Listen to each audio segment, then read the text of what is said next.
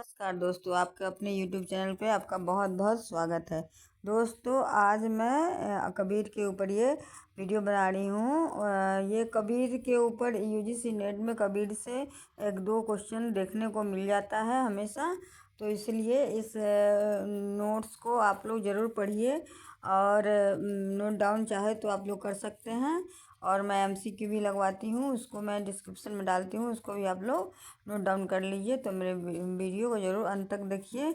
इसमें लास्ट में आप लोग को एमसीक्यू इम्पोर्टेंट एमसीक्यू लगवाऊंगी, तो मेरे वीडियो पर बने रहिए। और मैं ये स्टार्ट कर रही हूँ कि तो आज का टॉपिक है कबीर। क्या है?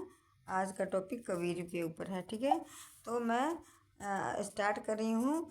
कबीर का इंट्रोडक्शन से स्टार्ट कर रही हूँ, जीवनी से स्टार्ट कर रही हूँ।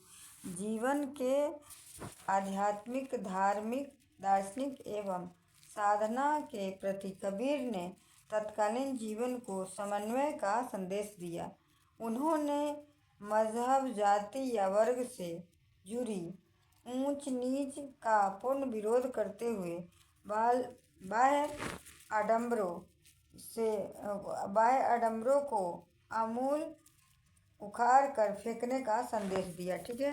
वो जाति भेदभाव से दूर होकर उन्होंने इसका घोर विरोध किया, ठीक है।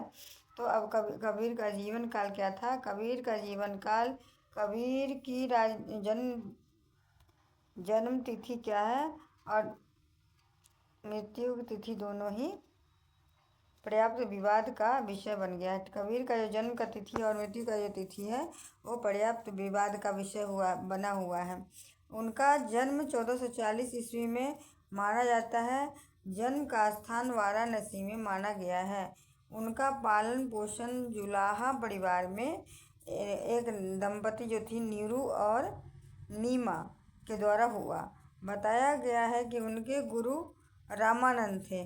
1518 ईस्वी में उनकी मृत्यु का वर्ष बताया गया है, जिसमें लोग अभी विवाद का विषय बना हुआ है, ठीक है।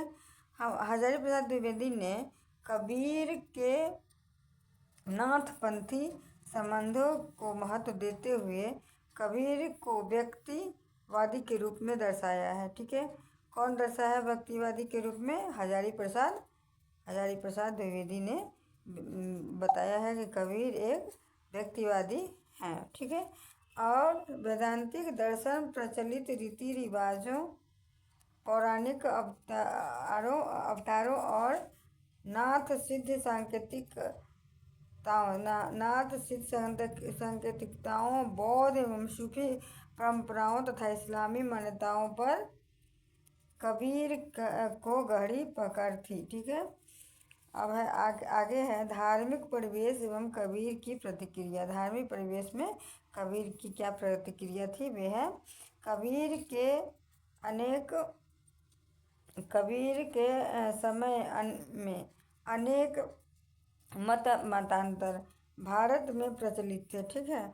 इसमें वे बौद्ध धर्म, जैन धर्म, शैव मत, वैष्णव धर्म, नाथ पंथ आदि हिंदू धर्म की विभिन्न नगर वासियों के रूप में थे, ठीक है।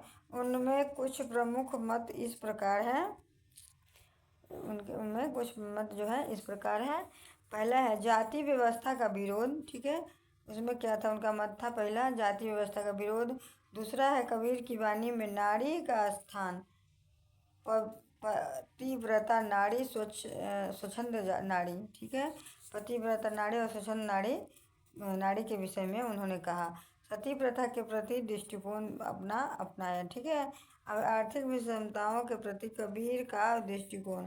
कबीर कालीन समाज में धन का विभाजन बहुत ही असमान था। शूद्रों की दशा बहुत शोचनीय थी, दयनीय थी और प्रजा कर के भार से दबी हुई थी, ठीक है। राजकोष की पूर्ति के लिए प्रजा से एकत्रित धन भोग विलास के लिए प्रयोग किया जाता था, ठीक है। प्रजा से धन लेकर राजा क्या होता था? भोग विलास किया करता था। कबीर कालीन राजनीतिक परिस्थितियाँ क्या थी? कबीर के समकालीन समाज में इस्लामी इस्लामी सभ्यता का बहुत बड़ा प्रभाव था, बहुत मजबूत थी, सशक्त थी। स्वतंत्र सुल्तान ने अपनी शक्ति का अच्छा विकास कर लिया था। उदाहरण में देखें तो जौनपुर में फिरोज तुगलक, मालवा में खिलजी, अमीर हुसैन शाह और गुजरात में सूबेदार शाह जफर खां, अहमदाबाद में अहमद शाह आदि ने अपने स्वतंत्र राज्यों की स्थापना कर ली थी। इस समय में जितने मुस्लिम सुल्तान हुए उनमें से लगभग सभी निरंकुश एवं स्वेच्छाचारी थे। ठीक है, उसमें क्या है, सभी लोग जितने भी मुस्लिम शासक थे वे बहुत ही अत्याचारी और निरंकुश थे। ठीक है, आगे क्या इन्होंने कहा है, आर्थिक एवं सामाजिक व्यवस्था विहीन समाज। उन्होंने ये भी कहा है कि आर्थिक और सामाजिक व्यवस्था विहीन समाज है। ठीक है, कबीर कालीन समाज में कोई भी ऐसी आर्थिक या सामाजिक व्यवस्था नहीं थी जिससे में प्रत्येक व्यक्ति को उन्नति का मार्ग मिलता। ठीक है, आपसी प्रतिस्पर्धा के बल पर राजाओं, सुल्तानों और सामंतों की शक्तियाँ बनी थी। कबीर एक व्यक्तिवादी के रूप में, ये पॉइंट है, ये बहुत इंपॉर्टेंट पॉइंट है, हमेशा क्वेश्चन दिखा जाता है इससे। तो एकाकी संघर्ष, जोश एवं निर्भयता के साथ तत्कालीन सामाजिक धार्मिक रूढ़ियों के प्रति प्रतिक्रिया के लिए कबीर ने समाज के अंधेरे रास्तों में रोशनी दिखाने का बीड़ा उठाया है। अपने उद्देश्य के लिए निर्भयतापूर्वक अकेले चलने वाले कबीर के लिए अम्बेडकर कहते हैं कि एक व्यक्तिवादी के रूप में उन्होंने अपनी समकालीन दोनों प्रमुख परंपराओं, इस्लाम एवं ब्राह्मणवादी हिंदू धर्म की सामूहिक सत्ता को अस्वीकार किया है। ठीक है, वो ना ही किसी धर्म को मानते थे, वो ना ही किसी जाति को विशेष को मानते थे, तो उन्होंने इसके लिए इसका बहुत विरोध किया। अब इम्पोर्टेंट MCQ क्या है, कबीर के समकालीन समाज में किस व्यवस्था का प्रभाव सशक्त था, हिंदू, ईसाई, इस्लाम और सिख। तो उनके समय में इस्लाम का जो था बहुत वर्चस्व था। क्वेश्चन नंबर 2 में है, कबीर ने मानवीय कृति एवं संकल्पनाओं के रूप में किस व्यक्तित्व को दर्शाया। कबीर ने मानवीय कृति एवं संकल्पनाओं के रूप में किस व्यक्तित्व को दर्शाया था। राजा कृष्ण, कृष्ण, सिंह राम और प्रजा। तो इसका आंसर होगा राम। ठीक है, ऑप्शन नंबर C राम होगा। ओके, अब क्वेश्चन नंबर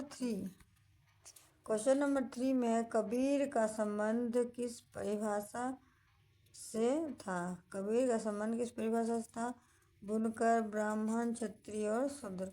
ठीक है, तो इसका आंसर A होगा, बुनकर। ठीक है, अब क्वेश्चन नंबर 4 में क्या है, कबीर ने किस कुप्रथा का खंडन किया। कबीर ने किस प्रथा का खंडन किया था, अशिक्षा, अस्पृश्यता, सती प्रथा, ये सभी। तो ये इसका आंसर होगा ये सभी। अस्पृश्यता नहीं, इसका आंसर है अस्पृश्यता। कबीर ने किस कुप्रथा का खंडन किया था, तो उन्होंने अस्पृश्यता का खंडन किया था, क्योंकि ये सती प्रथा और अशिक्षा ये सब भी था, लेकिन अस्पृश्यता के बारे में उन्होंने ज़्यादा बोला था, कहा था। कबीर ने, क्वेश्चन नंबर 5, अब कबीर ने औचित्यपूर्ण जीवन जीने के लिए क्या आवश्यक माना। कबीर ने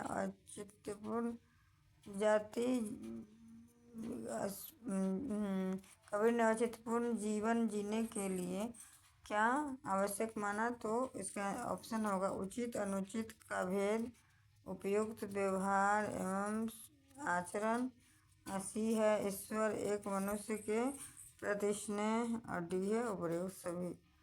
तो इसका आंसर क्या होगा, इसका आंसर इसका आंसर होगा कबीर ने औचित्यपूर्ण जीवन जीने के लिए क्या आवश्यक माना? उचित अनुचित का भेद, उपयुक्त व्यवहार एवं आचरण, ईश्वर एवं मनुष्य के प्रति स्नेह, उपयुक्त सभी। ठीक है, तो इसका आंसर होगा ऑप्शन नंबर डी, उपयुक्त सभी। ठीक है दोस्तों, तो मैं इतना वीडियो ये मैं क्लोज कर रही हूँ। इस वीडियो को बार बार आप लोग देखिए, जो प्रैक्टिस हो जाएगा, और एक दो क्वेश्चन आता है वो भी आप लोग से हो जाएगा। तो आप लोग इस वीडियो को देखते रहिए, पढ़ते रहिए, और मेरे चैनल को लाइक कीजिए, सब्सक्राइब कीजिए। ठीक है दोस्तों, तो मैं इसी के साथ ये वीडियो क्लोज कर रही हूँ।